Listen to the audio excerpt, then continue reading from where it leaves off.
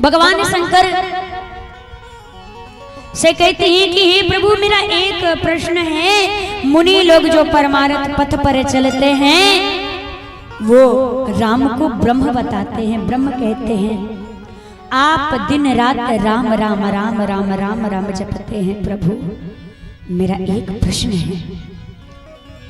वेद पुराण उपनिषद सरस्वती मुनि लोग जो परमार्थ पथ पे चलते हैं, जिन राम की चर्चा करते हैं, क्या वो राम राम सो अवध नृपति सुत सोए कि अजय गुण अलख पति को। क्या आप लोग जिस राम की चर्चा करते हैं वो राम अयोध्या वाले महाराज दशरथ के पुत्र हैं, दशरथ के आंगन में खेलने वाले राम हैं कि कोई दूसरे राम हैं जिसको आप लोग ब्रह्म बताते हैं? और जहां तक मुझे पता है प्रभु, ब्रह्म का कभी जन्म नहीं होता और ब्रह्म कभी जन्म नहीं लेता और ब्रह्म का कभी कोई आकार नहीं होता। ब्रह्म तो सदैव निराकार होता है। मेरी आपसे प्रार्थना है प्रभु बताइए, प्रभु ये बताइए, यदि राम एक ब्रह्म है तो भला एक ब्रह्म एक राजा का बेटा कैसे बन सकता है? और यदि राम दशरथ जी के पुत्र हैं तो भला एक राजा के घर में जन्म देने वाले राजकुमार को, राजा के घर में जन्म लेने वाले राजकुमार को आप सब लोग मिलकर के ब्रह्म क्यों बताते हैं? प्रभु पिछले जन्म में उनकी लीला देखकर और इस जन्म में आपके श्रीमुख से उनकी लीला सुन करके मेरी मति भ्रम में पड़ गई है। आपसे निवेदन है प्रभु क्रोध मत करिएगा। और जो प्रश्न मैं पूछी हूँ वो भी आज जो छूट गया है वो भी बताइए प्रभु। वो निर्गुण ब्रह्म सगुण कैसे हो गया? उसके बाद उनकी बाल लीला की कथा, जन्म की कथा, विवाह की कथा, वनगमन की कथा, क्या दोष हुआ ऐसा? जो राज्याभिषेक भी विराजमान होने वाले थे, राज्याभिषेक होने वाला था और वो वन में चले गए और वहां उनके भार्या का हरण हो गया। राम रावण में युद्ध हुआ, वहां से रावण को मार करके अवध में आए और अपने प्रजा के साथ में कैसा व्यवहार किया। यहाँ तक तो मैं जानती हूँ कि पूरी कथा सुनाइए प्रभु।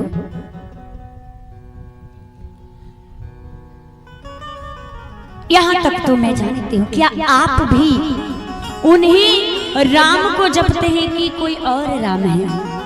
बाबा सुन करके गदगद हो गए और यहाँ बाबा लिखते हैं, हर ही राम चरित सब आए, प्रेम पुलक लो चान जग छाए। हृदय में चरित्र आने के साथ साथ भगवान का पूरा शरीर पुलकित हो गया, एक एक रोम रोम पुलकित हो गया, नेत्र से प्रेम के आंसू निकल पड़ा। मम गुण गावत पुलक शरीरा, गद गद गिरी नयन बहालिया। भगवान कहते हैं कि मेरा गुण गाते ही शरीर रोमांचित हो जाए, बाई गदगद हो जाए। और याद रखिएगा, जिन बातों को हमारी जिह्वा नहीं कह सकती है ना, वो बातें हमारी ये आंखें कह करके बता देती है। भगवान के भक्त का ये असली लक्षण है। कहते मेरा गुण गाते ही भक्त के आंखों में आंसू आ जाए और पूरा शरीर रोमांचित हो जाए, ये मेरे भक्त का असली लक्षण है। समझिए वो भगवान का भक्त है। बाबा सुने श्री रघुनाथ रूप उरियावा, परमानंद अमित सुख पावा। परमानंद आया और भगवान शंकर तुरंत सुनने के बाद 48 मिनट के लिए समाधि में चले गए। 48 मिनट बाद जब बाबा समाधि से बाहर आए, अच्छा आपसे एक बात निवेदन करो, बाबा जब समाधि में चले जाते हैं तो बड़ा सुख मिलता है। अब कल्पना करिए, आप एक 2-4 सेकंड के लिए आप नेत्र को बंद करके यदि कोई भजन करते हैं या भगवान की कथा को श्रवण करते हैं, भगवान की कथा सुनते हैं, तो कितना सुख मिलता है ना। जितना आनंद, जितना सुख आंख खोल करके भजन करने में, सुनने में आनंद नहीं आता है, उतना तो बंद करके सुनने में और भजन करने में आनंद आता है ना। तो अब यहाँ बताइए, जब भगवान भोलेनाथ को नेत्र बंद करके ही भजन करने में इतना आनंद आ रहा था, तो फिर वो ध्यान से बाहर क्यों चले आए? बाबा भोलेनाथ जी सोचे, यदि मैं नेत्र बंद करके भजन करूंगा तो केवल मुझे सुख प्राप्त होगा, और यदि मैं ध्यान से बाहर आकर के पार्वती को कथा सुनाऊंगा तो आने वाले इस पृथ्वी पे समस्त जीव को सुख प्राप्त होगा। यही कारण था कि भगवान शंकर ध्यान से बाहर आ गए। परमार्थ में लगिए,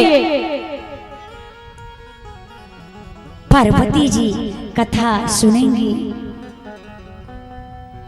और उनके व्यवहार में आगे चलकर के पूरे विश्व को सुख प्राप्त हो जाएगा। इसलिए बाबा ध्यान से बाहर आए और अपने स्वार्थ का त्याग करके जो दूसरों को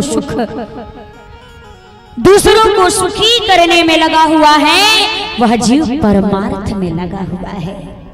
बाबा ध्यान में थे, ध्यान से बाहर आ गए।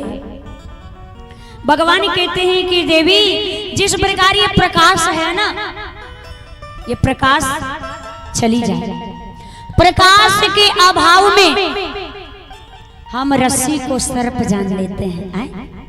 अभी अंधेरा हो जाए तो रस्सी कहीं रास्ते में हो तो आप उसको सांप जान लेंगे, पल के सब लोग जान लेते हैं।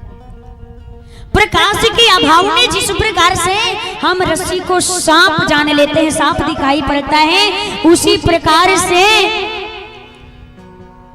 राम जी के आने के बाद, राम जी को जान लेने के बाद, ये जो सत्य संसार है ना, समझते ये सच में मेरे माता है, मेरे पिता है, मेरे भाई है, मेरे बंधु, कोई सत्य नहीं है, कोई अपना सत्य सिर्फ एक है, हमारे परमात्मा। ये सब झूठे हैं, धोखेबाज हैं, इसमें कोई सत्य नहीं है। लीला मात्र के लिए आए हैं, जाता नहीं है कोई इस दुनिया से दूर चल के, मिलते हैं सब यही पे कपड़े बदल बदल के। अरे कोई कुकर का वस्त्र पहन के आ जाता है, कोई शुकर का वस्त्र पहन के चला आता है, कोई बाज का वस्त्र पहन के चला आता है, कोई मनुष्य का वस्त्र पहन के चला आता है। जैसा लीला करते हैं वैसे प्रकार का वस्त्र धारण करके भगवान भेजते हैं। इसलिए ये सारी संसार को हम अपना मानते, अपना है, सत्य मानते हैं, लेकिन भगवान को क्या करते हैं? हम झूठा मानते हैं। जिस दिन हम उस परमात्मा को जान लेते हैं ना, हम भजन क्यों करते हैं? भगवान को जानने के लिए करते हैं। दान पुण्य क्यों करते हैं? प्रसन्न के लिए। भजन इसलिए करते हैं परमात्मा को जानने के लिए। जिस दिन राम जी को हम जान जाएंगे, भगवान के बारे में जान जाएंगे, उस दिन ये सत्य संसार है ना, ये सब के सब झूठा दिखाई पड़ने लगेगा। इससे मोह माया हटा करके आप भगवान के चरणों में मन लगा लेंगे।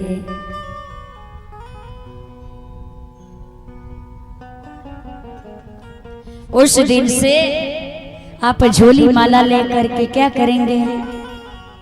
भजन राम का तो करते रहोगे। राम नाम का भजन करना प्रारंभ कर देंगे।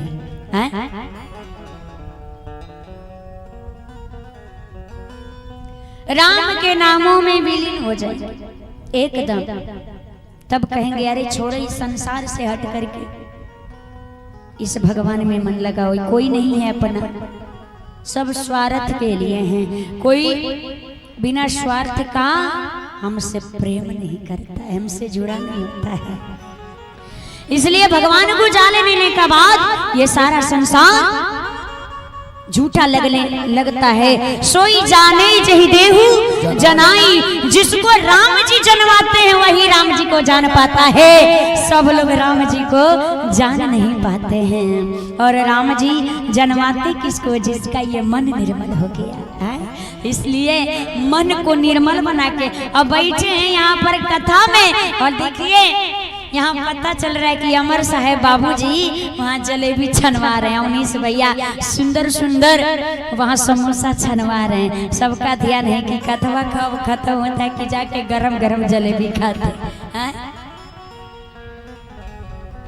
यहाँ जब तक बैठे हैं समोसा जलेबी को हटा करके मन से एकदम भगवान में लीन हो जाइए, तब राम जी जनवाएंगे। नहीं तो राम जी कहेंगे अरे छोड़ो नरक में भी ठेला ठेली।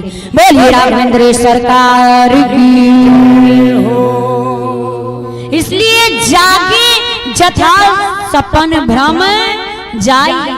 जैसे जागने के बाद संशय स्वप्न समाप्त हो जाता है, वैसे राम को जान लेने के बाद ये सारा संसार समाप्त हो जाता है। बोलो जय सिया राम। अरे राम का नाम ले लो तर जाओगे। उठाओ पूरा हाथ भाव से, बोलिए राघवेंद्र सरकार की। देखिए हाथों से किया हुआ दान और मुख से लिया हुआ भगवान का नाम कभी व्यर्थ नहीं जाता। इसलिए धीरे धीरे किनारे किनारे से आकर के दान भी करते रहिए और मुख से भगवान का नाम भी लेते रहिए। हाँ, क्योंकि खाली हाथ कथा नहीं सुनना चाहिए। पत्रम पुष्पम फलम तोयम, क्योंकि आप सबके सहयोग से ये कार्यक्रम हो रहा है। तो इसलिए पूरे भाव पूर्वक आप इस कथा पंडाल में आइए और हाथों से दान करते रहिए। हाथ आपका दान करने से धन पवित्र होता है, भजन करने से मन पवित्र होता है और सेवा करने से तन पवित्र होता है। कितना भी धन इकट्ठा करके कमा करके रखे हैं और जब तक हम दान नहीं करेंगे ना तब तक धन पवित्र होने वाला है नहीं। चाहे आप कितना भी धन कमा दे, क्यों नहीं। इसलिए यदि धन को पवित्र करना है तो धन को दान करते रहिए। डेहरी में धान भरा रहेगा तो ऊपर से कहाँ भरेगा, वो उसी में सड़ जाएगा। गेहूं धान उसको खाली करेंगे तब न भरेगा। इसलिए आप खाली करिए और हमारे भगवान से कहिए हो भर दे रे श्याम झोली भर दे ना बहला हो बातों में। और आप एक एक करके आते रहेंगे किनारे से सभी लोग। हो भर दे रे श्याम